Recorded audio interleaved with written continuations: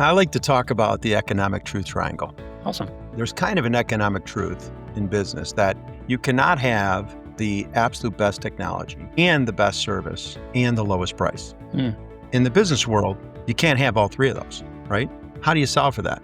You become a not-for-profit and you don't take the profits out of the company. So we can have the absolute best second mile service and support. We can have the absolute best technology and best partnerships. And we can be the lowest price because we don't take any profit out of the company.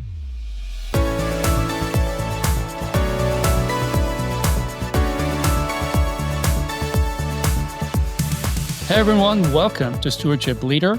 We're here to help church leaders think biblically and lead wisely in matters of money, generosity, and discipleship. Today, I'm excited to welcome John Pizaferro, the founder of My Well Ministry, a nonprofit that helps churches save millions of dollars in processing fees and reinvest those dollars back into kingdom work. John's story is one of innovation with a higher calling, using technology to serve the church, but not profit from it. So John, welcome. Thank you so much for being on Stewardship Leader today. Hey, Leo, thanks for having me. Super excited to be here. Well, I am too. Before we dive in, I really want to start with understanding My Well's mission, but I also want to start with your story. It's so important to understand and really allow our listeners to understand your story. What inspired you to start My Well, and what problems were you trying to solve for churches? I was inspired to start My Well while sitting at church many years ago and listening to our pastor share a story about this guy who owned a well drilling business. 3-4 months out of the year, he would go to Africa and drill wells in Africa for free. So he was making his money here in the secular world, and then he was using his business to honor God. And it just struck me. I thought to myself, well, what's my well? I don't know a well drilling business, and I don't think I can drill a well. So I realized my well is payments. I mean, I grew up in payments. I've been in payments for 30 years. So I thought to myself, how can I serve the church with what God has blessed me with? My well is payments. And I decided to go to my church and say, hey, I would like to process all of our transactions for my cost. I don't want to make any money in the church. I'm not going to lose any money, but I'm not going to make any money. So I took all the profit out of it. So quickly, that church started saving 6 figures a year, and that allowed them. It was a difficult time years ago. It was a difficult time in the economy, and the church was actually laying people off. So it allowed the church to be able to not lay off 2 people, and that really set me on a path to think, okay, what more could I do? And when you want to talk about the problem that we were solving for, when I started looking into how much the church was being charged by these secular companies that were processing for the church, I realized that they were, in my view, taking advantage of the church. And I say that because, if I process for a car dealership or a restaurant, you name the business, that was the size of the church, I was finding that these companies that were processing for the church were charging 3, 4, sometimes 5 times more than we would be charging in the secular world. Like a normal business would never put up with what those costs were. But the church was putting up with it because they didn't know any other way. They didn't realize that they were being overcharged. So that became my holy discontent. Well, I love it. I love it. I mean, God obviously moved your heart to see something that was happening that could be done better. There's nothing wrong with profit, whether it's a for-profit or nonprofit ministry. There's nothing wrong with making enough profit to obviously provide an income for people, health benefits, all those things that come with running a company. But like you said, what you saw is a gross overcharging of the church of all things. And that's what we unfortunately, continue to see, by the way, Leo. yeah, it's It hasn't unfortunate changed. because I do think we partner with several giving platformers as well, and I know some of these folks really well, and I know their heart is to help the church and to do whatever they can. I'm not an expert in this by any means, so I don't know what the fair charge is. All that obviously you do, but I love the fact that you looked at this and said, "Hey, I don't need another company. I don't need to make more money, but I do feel like God spoke to you what is your well? What is it he wants you to do with the excess, with your talents, with what he's given you to steward? And I love that you took that and said, "Can I do something to help the church?" And that's super exciting to me, and that's why I was excited to hear about your organization and partner up with you guys. So love it, love it. Let's get into some of the innovation that you guys use. How does My Well nonprofit model allow you to reinvest in technology and stay ahead of what churches truly need? Well, being a nonprofit means we don't answer to shareholders. Mm, A lot of those companies, probably some of the ones you're thinking of, they may have, fine people working there, but they all report to shareholders, and shareholders want to make what? They want to make profit and more profit and more. That's why they invest their money in those companies. So we don't answer to shareholders. So we can double down on innovation because we can. And so, you know, that's the difference between a nonprofit model and a for-profit model. I don't want to get into what those companies do with the profits, but I would think the more money we can keep in the church and not in a company's pocket would be the better. yeah, understood. Understood. So let's talk about the tech that serves the mission at churches. Can you share how innovation like native mobile giving inside like Rock RMS, which you guys use, and web native crypto and stock giving have transformed the giving experience for churches and givers? Yeah, so probably everybody listening to this knows what native means. Sometimes I didn't know what native meant early on. So, native just means that it's in rock. So, non-native means we're talking about a redirect. So, like for example, Leo, if I was going to give you a phone call and I called you directly on your cell phone, boom, I'm going right to you. Hmm. If I called through your company or your receptionist and they put me on hold and then they had to redirect me to you, that's an opportunity for failure. Hmm. So, any of the companies besides us that are not native, they're redirecting. So they're leaving rock. So they're going outside of rock and then they redirect back into rock. Okay. So, and that's just potential for problems. Certainly, I think you'd rather be native than not be native, right? So that's kind of the deal there. And yeah. So we're the only native mobile giving with Rock. We're the only native crypto and stock giving with Rock. So we're the closest company there is to Rock. Period. Okay. I like it. You're talking about like just a seamless experience and integration, right? So let's get to the next thing. Why is effortless integration and donor migration such a game changer for churches looking to simplify their giving? So the question is, why is a? Can you ask the question again? Yeah, yeah. Why is effortless integration and donor migration such a game changer for churches looking to simplify their giving systems? Got it. Got it. Got it. So let's get something straight. It's always better to get the data. It's always better to get the data from the other donor management company and have that migrated over. Unfortunately, a lot of those companies will not release that data. We're going to get into that later, I think, in the Hmm. conversation. So I won't go into that right now. But it's always better to get the data. But in the meantime, we have a full implementation and migration team that has built individual tools to move some of the data. Even if that company won't give you the data, we can move some of the data now. And then we use our implementation and integration teams that are with you from the beginning to the end. We have second mile support that just goes that second mile, and they'll be with you all the way through the full integration and migration. I love that. That's good. I mean, obviously, customer service and making sure that, like you said earlier, the church sometimes just because it's not their world, they have to interact with these kinds of tools and platforms, but they don't know what they don't know. So having a team that's willing to walk them through that is so crucial. Who really has their best interests at heart. It's not trying to gain the most out of them, but actually just help them to have a smooth transition and incorporate that. I've been part of different churches and that migration from one platform to another has happened. And I've also had stewardship friends who have gone through that. And it's a very difficult process. Not only are you disrupting everything that who are already giving have set up, but if you don't do it well, it could literally, you know, cause people not to give or people forget to sign up again. So it's like, oh, I forgot, I haven't given in months, and it's like I didn't even know we switched. And so these things are the way you do that, and the migration is so important. So glad to hear you guys take that as a priority because if you don't, obviously that's going to hurt the church. Let's dig in a little bit more about the ministry side because I know I've spoken to your team. We had an event in Ohio just last week, and one of your employees was there, Claire, and she just did a great job of not only speaking about what you guys do to the group that was meeting, but also just supporting what we do. And I know I've met with many of your team, and I just see just a heart to serve in your team, and I love that. So I know it's not just a tech company; it's a ministry. You said that it's a nonprofit, obviously focused on helping the church.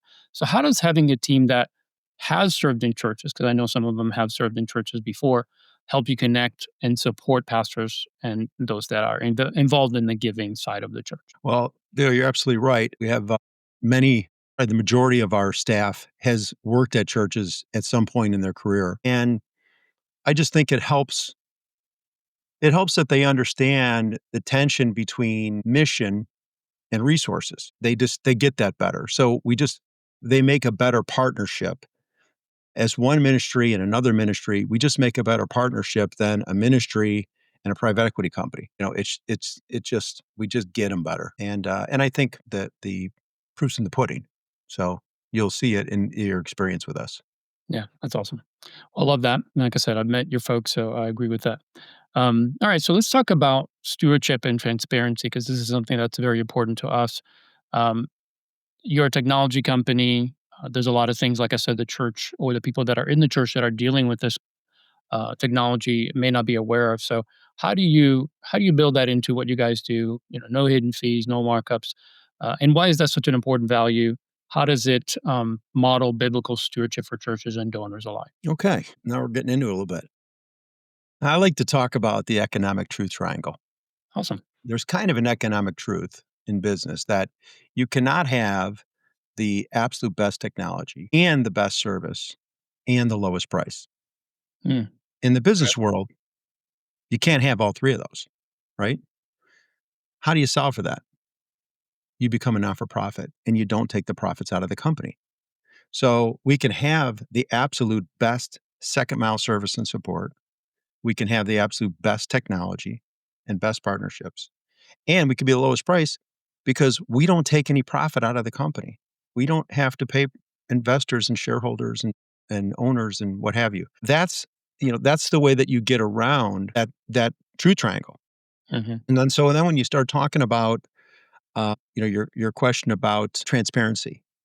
So the fact that we don't charge a profit, we're proud of that. And we want to be transparent about that.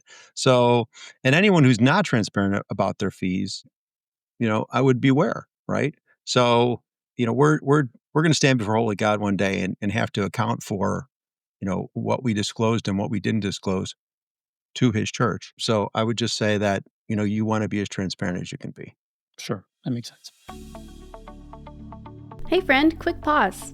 If you're listening to this, I know you care about biblical stewardship and helping your church grow in generosity.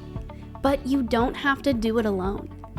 At the Christian Stewardship Network, we've created a space just for you, where church and stewardship leaders from all over the country connect, learn, and encourage one another. As a CSN member, you'll get access to monthly collab calls, online courses, and a growing library of resources, all rooted in God's Word and real-life ministry. It's more than just a membership. It's a community that gets what you do and wants to help you thrive. Come join us. You can learn more at christianstewardshipnetwork.com/membership. Let's keep building the kingdom together. All right. So you mentioned this earlier and you said we were going to get to it. So let's get to that the data, who it belongs to, and why this is I know for you, it's a passion. Many churches don't realize how often donor data gets held hostage, I think is the way you thought about it. So why is data ownership so important? How does my well ensure ministry retain control and freedom of their data? All right. So, Leo, when you go to your church and you do what all of my well believes is a spiritual act of worship, we believe that giving is a spiritual act of worship. Hmm. That's part of how we worship is with our tithes and offerings. Correct. And so when you go to your church and you give your tithe, who are you giving that to? Well, hopefully you're giving it to the Lord through the church. That's the way I. Correct, right? So when you make that offering, Mhm. you believe you're giving that money to the church. Mhm. So do I. So does everybody. Everybody at church believes, hey, I'm giving my money to the church. There is probably a majority of these companies, probably some of who you've interviewed, that don't believe that. They believe that you're giving the money to them and then they're giving it to the church. So you Mm, give it to them, they take some of the money and then they give it to the church. So what they then say is that data is not the church's data, it's their data. So your name, your credit card information, of course, it's encrypted, so it's secure. I don't want to freak everybody out. But all of that information, your name, your credit card, your expiration date, all that stuff, how much you give, when you give, all of that information that you enter in, like for me, I give once a month.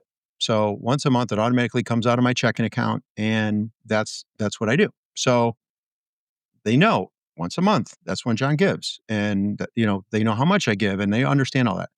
So the church, probably every church believes that that's their data. They believe, hey, those are our donors. Those names of those people are ours. That credit card information, that's ours. But many of the for-profit companies believe that it's their data. So they're not going to release it to the church. What does that mean? So they hold that data hostage.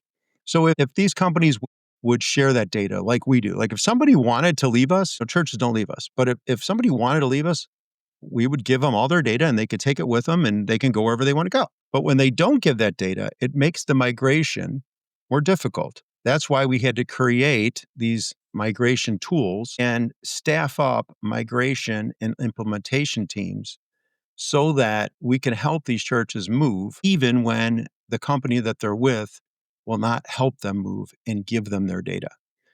I mean, I can go on because it's really frustrating. And if I were a church and I was with a company that would not let me have my donors' names and my donors' giving information, I would be pretty upset. And I guarantee they all think it's their data.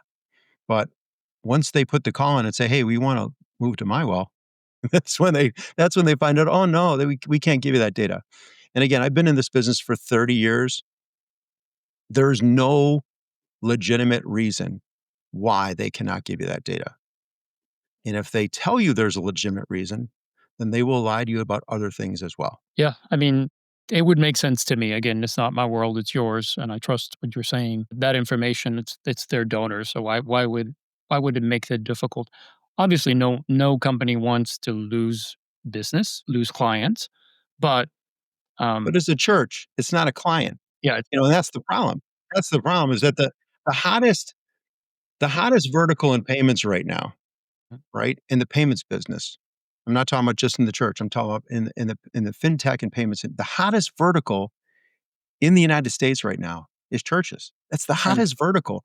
Everyone and their mother wants to process for churches. Why? Because they can charge them double, triple, quadruple, and lock them up by taking their data and holding it hostage. That's got to change. yeah. Well, there are definitely players in the space I know because I've spoken to some of them who are definitely not. They don't have a heart for the church. They're like you said, they're in it for profit.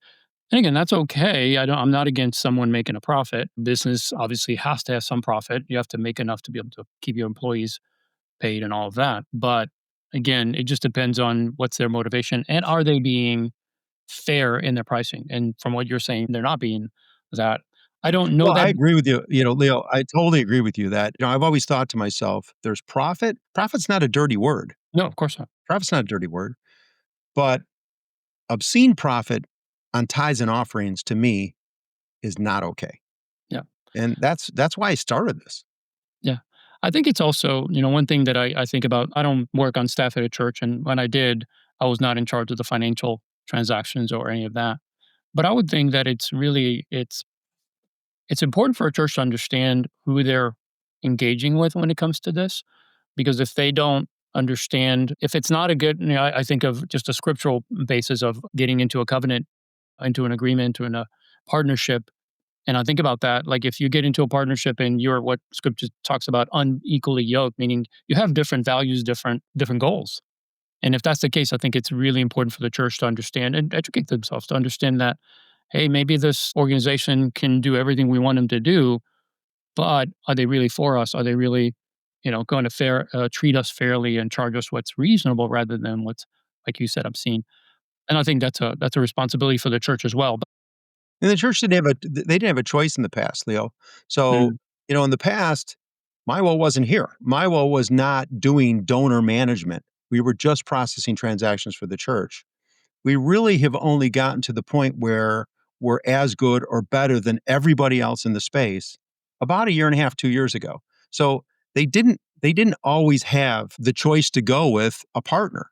They had to mm, go with a company that was gonna yeah, take advantage of them. They didn't know they were taking advantage of them. It's not their fault, but there is a new option now that we need to get more awareness about, and I think you're gonna see more and more and more awareness about MyWell because it's just too much money being taken from tithes and offerings to go to shareholders and private owners. People should not be getting wealthy off of tithes and offerings, and they are. yeah. Like I said, there's a balance there, and like you said, obscene profit is, yeah, that's a problem. I understand that's a problem for me as well, and especially if the organization is communicating or expressing that their value is to serve the church, that they are mission driven. If it's just a company that's trying to make money, well, okay, at least I understand, or I might understand as a staff person who I'm dealing with, and I could either accept or refuse to do that, to have that agreement. But I understand. I mean, this is even though online giving's been going on for a long time. Um, well, I say a long time. It's really kind of picked up. It's obviously since COVID, it's really exploded because everybody had to go online, and I can see how there was less choices at the beginning, and now it's like you said, it's just like it's been flooded with potential companies out there that see the profit. And yeah, that's troublesome. It's troublesome for the church, especially if they're not informed. So I'm grateful for what you guys do, and I'm grateful that you are holding that banner to help establish what is a proper charge for these kinds of services, so the church doesn't get taken advantage of. Well, it's been happening forever, right? I mean, when you go back to Jesus's day when he flipped the tables over, I mean, he did it because of exchange rates, because the exchange rates on the offerings and sacrifices were not fair. Mm, If you want to buy a dove outside the gate, it was one price. If you want to buy a dove inside the gate, it was 3 times more, 4 times more, 5 times more. What did Jesus do? So it's the exact same thing, only worse now. It's not better, it's worse. We're talking about hundreds of millions of dollars a year, billions and billions of dollars. That's what we're talking about of tithes and offerings. And I think if donors knew that, I think they would be upset too. I think they would be like, wait a second, I didn't know that I'm giving my money to some processor that's taken some of it and they're going to keep my donor information. They're not going to let my church have it. I right. think it's, I think the donors would be um, upset to say the least. Yeah, no doubt, no doubt. I understand. I mean, we have a giving platform that we use here at TSN. We have some donors that give on a monthly basis, and I see what the cost is. I don't think it's extravagant. It's exorbitant at this point. But again, I don't know what is and what isn't. So Well, if you I just said just 1%, right? I mean, generally speaking, we're saving churches more than 1%. okay, yeah, yeah, So if you're doing a lot of volume, 1% is a lot of money. And it's usually more than 1%, but I don't, want to get out there. It's a humongous amount for big churches. But you know what? Small and medium sized churches, my understanding of good stewardship is, any money that we can keep in the church, we should. So if you can save $5,000 or $50,000 or $500,000, whatever you can save, that's yeah, money that goes into ministry rather than the pockets of some investor. yeah. No doubt, no doubt. Love that. So let me ask you one other question before we end today. What does eternal ROI look like to you? How do you define kingdoms through financial stewardship? So I look at that two ways. I look at that from a personal perspective. From a personal perspective, I would say that eternal return on ROI is our second mile support. Just knowing that we're giving our guts for God every day, and our team is too. I mean, myself and every member of our team, I can tell you, are fully devoted followers of Christ, and they're giving their guts every day. And I just to me, on the personal level, the eternal return on investment is can't get any better. Then I go to the business side of it and I think, okay, ROI, return on investment. Well, let's think about it. We've saved the church $71 million since we started doing this. Yeah. So that's $71 million in missions, church camp, taking care of pregnant moms. It's missionaries. In a lot of cases, it's not laying people off. That eternal return on investment is pretty powerful. So you have $71 million back in the church. By the way, we're just getting started, right? Uh, or that $71 million could be in somebody's pocket. If it were your tithe and your donation, would you rather it be in somebody's pocket or would you rather it be in ministry? So, but and it just because we're not for profit, we can reinvest, we can have the best technology, we can have the best service, and still charge the least. I mean, it's a win-win. I would agree. That sounds really good. Well, John, I love how my well is helping churches because, like you said, if churches are able to hold on more to the giving that's the tithes and offering that they're receiving, and use that for ministry, whether that's to expand the ministry, to keep the people that are there that are doing a great job and spreading the gospel employed so that they could continue to serve people. I mean, that's a huge win for the church long term. Obviously, it helps spread the gospel, and so I love how you guys are helping churches steward those resources and doing it with integrity and excellence, and that's amazing. It's also a very practical expression of the gospel, and that to me is probably the most important aspect of this. So, for pastors and stewardship leaders listening who want to learn more about or connect with your team, where should they go? Well, they should go to our website, mywell.org. Okay, Um, we'll put that also and, in the uh, link. and, I think they could check out a case study there. They could talk to some of our staff and get a referral from some churches that are using MyWell, have just recently migrated a long time ago, find out about savings, find out about service, find out about technology. I think it's important that they understand that we are able to have the best technology and the best service because there's kind of a little, what the competition likes to say is, well, how could they have the best service and the best technology if they're not for profit? And it's exactly because of that. It's exactly because we're not for profit. But yeah, so that they just go to our website, check it out, and it'll I think enlighten them a little bit. Awesome. Any last words? Anything else you wanted to share before we end today? Obviously, you could tell I'm real passionate about this. I would be So surprised if you weren't. yeah, so it's you know again, profit's not a dirty word. I'm not against anybody else. I'm just for the church. Mhm. And the church doesn't always have to be a place to take. Sometimes it could be a place to give, even if you're a business. And so um, w- that's what I was able to do. And, this is my best for his highest. That's awesome. Well, I love your passion and your mission, John. I thank you for stepping out in faith and doing something that I'm sure wasn't easy. You were probably pretty busy already in what you were doing. You didn't need to start another organization and company to do what you do, but it's obviously helping churches, saving them money, helping them to keep more for ministry, and that's definitely an eternal work. And I appreciate it. Thank you It's for all being. about our staff, so, to be really honest, like, I don't do that much in my well, I get on and talk about it, but I'm not the person who you're going to be dealing with. You're going to be dealing with people way better than me and way more qualified than me, and that's our staff. I mean, it's we have the best staff in the business, and that's the bottom line.